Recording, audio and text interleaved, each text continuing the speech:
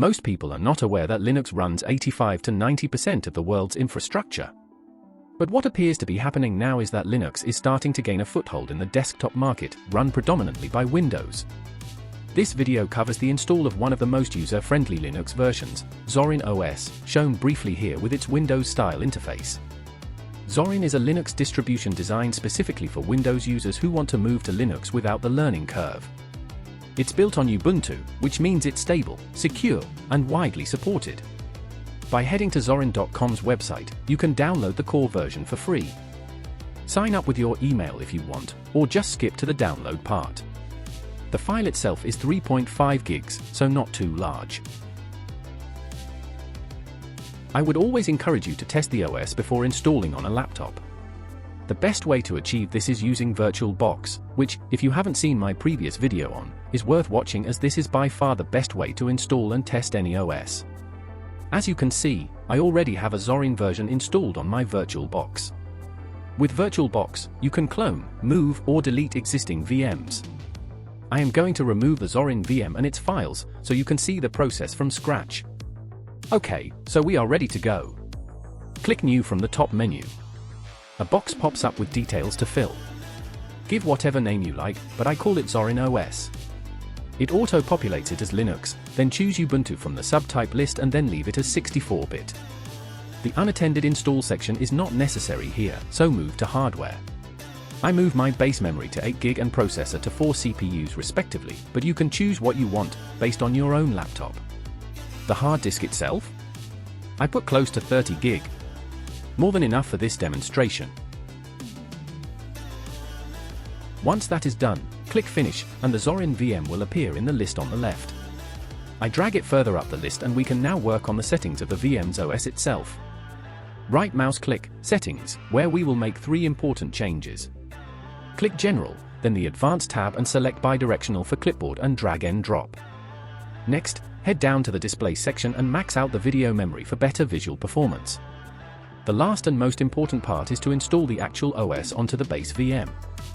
In Storage, click on the disk icon on the right, choose a disk file, then navigate to where you downloaded the Zorin OS file from their website. I have a small repository of Linux OS and select Zorin from there. It has now populated the location of the file, so click on OK. Now you can start up the VM to complete the install. The initial box pops up on the screen and begins the process of installation. It is quite small, so I've increased the size to 175%. You can see that the options are to try or install Zorin. If you just leave it, the install runs by default. The install process takes a little time, so I have sped some of this video up. The desktop image appears with the option to try or install. We are going for the install as this is VirtualBox. Start off the install wizard by selecting your language, in my case English. Moving on, you can leave the box ticked for third-party software and click Continue. Don't be concerned by the erase disk message, as this is a virtual machine and will not affect your laptop. Click Install now. It asks to write all changes to disks, so please do this and continue.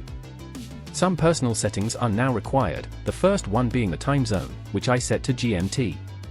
Another essential for this is your account you use to log in. Fill out all of the details for this form, making sure you create a safe password. No password 123 please. After that is entered, click Continue. A box will pop up and begin showing a progress bar of installation. Again, this part of the install has been sped up. Be patient here as the process is well worth the wait. Depending on your hosting machine, this process could be relatively quick or a little slow. Once this has run its course, a message will appear asking you to reboot your machine, so definitely do this. The reload starts up the VM again, showing a black box with the Zorin logo. It's asking to remove the media, then press Enter. We will need to power down the Zorin VM and visit the settings for this VM. Once powered off, right mouse click on the VM and select Settings. We need to visit the storage area of VirtualBox, just to ensure that Zorin media has been removed. Underneath where it says Controller IDE, it says Empty, confirming we are good to go. Click Start and this is the beginning of the first time your new Zorin will boot up. The VirtualBox logo appears, before booting into the Zorin OS screen. A black background appears, with the Zorin logo and then finally a Zorin animation. And there we are, the login box appears, so log in with the credentials you set up previously during the installation process. And there you are onto the Zorin desktop. It's asking for updates, but we will run this and the tour at a later time.